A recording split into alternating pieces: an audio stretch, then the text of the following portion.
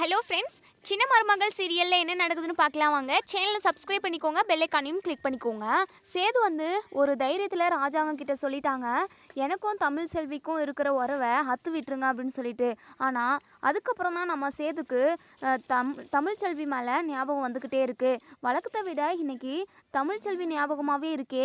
நம்ம தமிழ் செல்வியை தப்பான வார்த்தையில் பேசுனது ரொம்ப தப்பு. நம்ம போயிட்டு தமிழ் செல்வி கிட்ட மன்னிப்பு கேட்போமா அப்படின்னு சொல்லி யோசிச்சுட்டு இருக்காங்க. இன்னொரு சைடு நம்ம தமிழ்ச்செல்வி எப்படியாவது நம்மளை கேவலமாக பேசினவங்க முன்னாடி டாக்டர் ஆகி அவங்க முன்னாடி நம்ம தலை நிமிர்ந்து நிற்கணும் அப்படின்ற மாதிரி யோசிக்கிறாங்க. எப்படியாவது 1,00,000 நம்ம ரெடி பண்ணிடணும், அதுக்கான வழி எல்லாத்தையுமே இப்போ பார்க்கணும், மொய் விருந்துக்கு ரெடி பண்ணணும் அப்படின்னு சொல்லிட்டு சாப்பாடெல்லாம் சமைச்சிக்கிட்டு இருக்காங்க. இன்னொரு சைடு நம்ம தமிழ்ச்செல்வி டாக்டர் ஆகக்கூடாது, மொய் விருந்துக்கு இந்த ஊர் மக்கள் யாருமே போகக்கூடாது, அதுக்கு தகுந்த மாதிரி நம்ம இப்போது கெடா விருந்து வச்சே ஆகணும் அப்படின்னு சொல்லிட்டு பிளான் பண்ணுறாங்க. இது விஷயமா ராஜாங்கம் கிட்டேயுமே பேசுகிறாங்க. ராஜாங்கமுமே ஓகே சொல்லிடுறாங்க.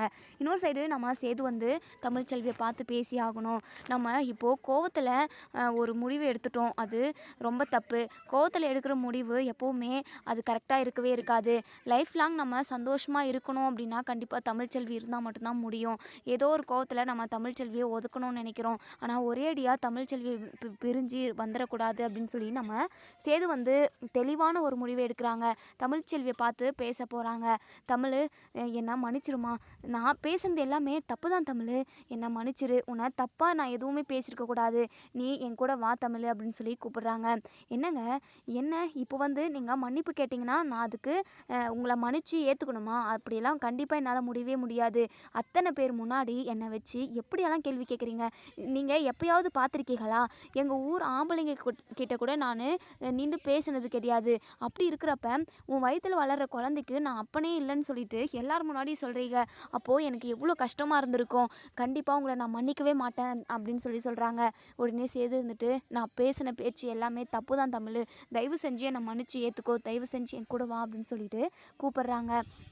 எங்கே நம்ம தமிழ்ச்செல்வி இல்லை, முடியவே முடியாதுன்ற மாதிரி யோசிக்கிறாங்க. மனசுக்குள்ளேயே சந்தோஷப்படுறாங்க. எப்படியோ அவங்க தப்பாக உணர்ந்துட்டாங்க, நம்மக்கிட்ட மன்னிப்பு கேட்டுட்டாங்க, நம்ம பேசாமல் அவங்க கூடயே போயிடலாமா அப்படின்ற மாதிரி யோசிக்கிறாங்க. இல்லை, இந்த சேது கேட்டது எல்லாமே ரொம்ப தப்பு. இவங்க கொஞ்ச நேரம் நம்ம இவங்களை அலைய விடலாம் அப்படின்ற மாதிரி யோசிக்கிறாங்க. உடனே நம்ம தமிழோட அம்மா, தமிழ், அதான் மாப்பிள்ளை இம்புட்டு கெஞ்சுறாருல்ல, நீ அவங்கள மன்னிச்சிருடி அப்படின்னு சொல்கிறாங்க. இல்லைம்மா, இவங்க பெரிய தப்பு பண்ணிட்டாங்க அப்படின்னு சொல்லுவோம். உடனே சேது இங்கே பாருடி, உன் வயிற்றில் வளர்கிற குழந்தை என்னுடைய குழந்தை தான் அப்படின்னு சொல்லிட்டு நம்ம சேது சொன்னதுமே நம்ம தமிழ்ச்செல்விக்கு ரொம்பவே சந்தோஷமாக இருக்குது. இனி என்ன நடக்கும் அப்படிங்கிறத வெயிட் பண்ணி பார்ப்போம் ஃப்ரெண்ட்ஸ்.